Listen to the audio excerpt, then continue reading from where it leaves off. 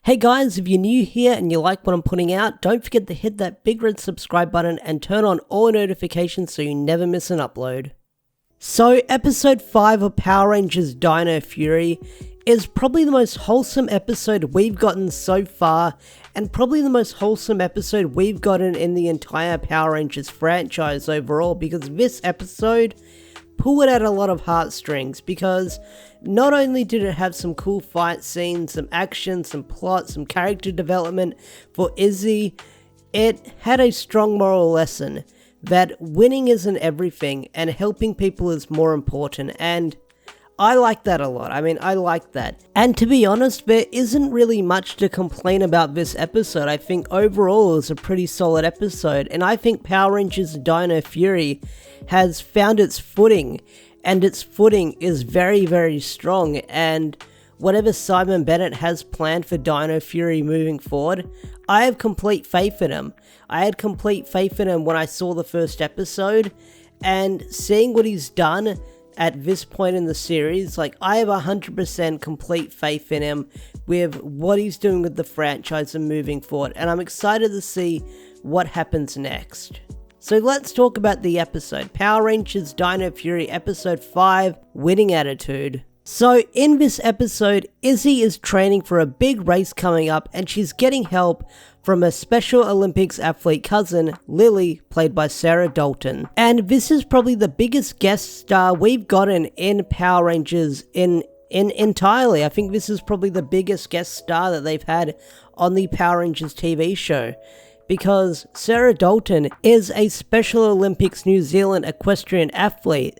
So the fact that Power Rangers is working with the Special Olympics is a really nice thing that you see. I don't think Power Rangers has ever done something this big before, and I just like it. I like it that Power Rangers did something like this, working with someone like the Special Olympics. I think that's really nice, and I think that's really wholesome, and the series has always been about diversity and including everyone, no matter what your size, race, color, where you're from, and I like that. I like that Power Rangers worked with the Special Olympics, because I get the feeling that this might go slightly unnoticed. It might get some media outlets talking, but because Power Rangers is over 20 years old, and it's not in its prime like it used to be, I hope this story doesn't slip under the rug, and people can see that Power Rangers in 2021 still airing on TV, is still being a diverse show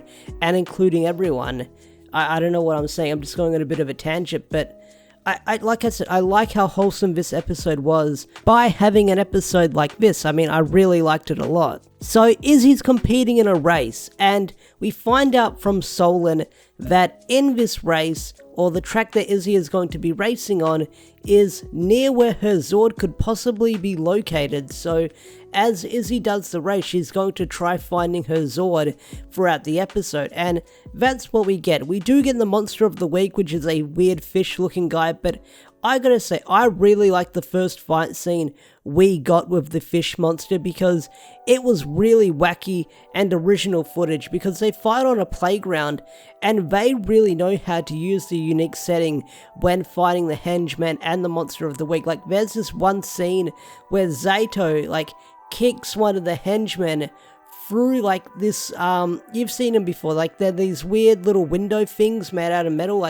He turns around and kicks the bad guy hiding in it, which got a laugh out of me, and I think that was a lot of fun. But this fight scene, the fight scenes in Dino Fury, because it's original footage, are really unique, and I love them each time I see them, because they know the stunt choreography and the direction they take it in, they know how to use it. So they fight the monster, the bad guy gets away, and the bad guys want to stop the Rangers from getting the Zords by blowing up the rubble because they have a location. But Void Knight said something very interesting, saying 20 years ago, scientists from Area 62 found metal traces of Izzy and Javier's Zords underneath where the location was. So that's very interesting that we still don't know anything about Area 62, but someone inhabited that place, someone worked there, people worked there. We don't know who, but Void Knight seems to know this information for some reason. Maybe they left some blueprints behind that appeared to be it, but some interesting things are going on in Area 62, and I can't wait to learn more about it, because that is what a lot of people are trying to theorize. What is this place? What is it about? Is it more than a fancy bad guy hideout? There has to be something going on with Void Knight's location, and I'm hoping we'll get some answers later down the line throughout the season, because that was just an interesting info dump that Void Knight gave, because I'm going to hold on to that information and see where it goes. So here we have the second act of the episode leading into the third act, and Izzy gets mad at Lily for being late, and Izzy doesn't really give Lily a chance to explain herself why she's late. Like, she cuts her off at every point, which I feel like Izzy should have maybe waited or given Lily a chance to properly explain herself instead of like jumping the gun and jumping to conclusion. But you gotta have that dramatic effect, and it does make Izzy come off to be a jerk, because all she cares about is winning and running a race and stuff like that. But that's how Izzy learns the lesson that winning isn't everything, because Lily does say to Izzy that winning isn't everything. So the race begins, and this race is really something, because the music they have when Izzy is neck and neck with her rival, like, you have this dramatic music playing and it really pops. Like, I love the music in Dino Fury. Like, you feel it like every moment. Like when we have the 5 Ranger morph in this episode, in the Zord fights, in the Ranger fights, and even in scenes like this where they're just running the race, like, you have that music to build the dramatic tension. So Izzy and her rival are neck and neck, they're doing the race, they're pretty even, and then one of them slips and breaks their ankle, twists their ankle, and Izzy could have run on ahead and won the race, but then she remembers words from her cousin that winning isn't everything, so Izzy helps him out. Like, she helps him out, runs down, helps him out, and waits for help to come to them. So Izzy lost lots of positions in the race and ends up coming last. So I kind of like that. That Izzy learns that winning isn't everything. So I hope that this lesson sticks with Izzy and she learns that winning isn't everything all the time. But I really do like that competitive nature that Izzy does have, because you can see it when Tessa Rao fights. Well, when the Green Ranger fights in the original footage, you can see that aggressive fight movement when she fights. Like, when she does the insta-morph to fight Boom Tower, like, she slides in there and does a few kicks. It's really awesome. But I gotta give props to Tessa Rao, because Tessa Rao is so good at playing the role of Izzy. Like, that moment when she learns that Lily was helping her friend Mona because Mona had broken her leg, and that's why Lily was helping her with shopping. Like, you can see the guilt and distraught on Tessa's face, and that just looks so real. Like it's the oh shit moment. Like, I feel so bad right now. Like, you can see like the expression on her face. It is just wonderful. Like, Tessa Rao is really good at expressing Izzy and bringing her to life. Like, you make it seem like they make the characters so believable in the show. Like, they make them like people, and that's what I love about Dino Fury.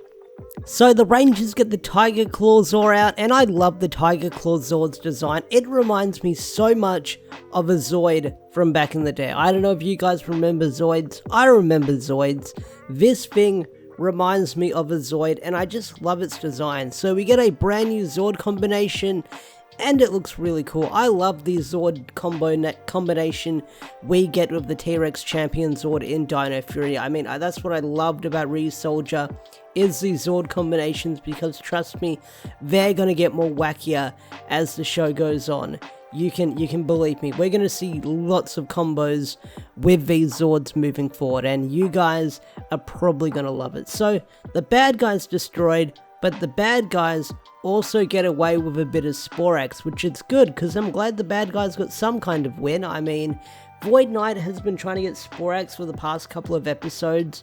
I mean, he got the first one, the horn dude, but he didn't get the other one. So I'm glad he got this one, because I was kind of concerned that they would make Void Knight a kind of a joke that can't get the Sporak Beast in time, but now that he's got minions like Boom Tower and Mucus around, I'm hoping that they can get the Sporax cells and stuff in time when the monster's destroyed, so the bad guys can get closer to completing their goal. So the bad guys destroyed, and Izzy apologizes to Lily, and all is well. Everyone's friends, and everything's all good at the end of the episode, and that's what I really like. Like I said at the start of the video, this was a very wholesome episode, and I loved it.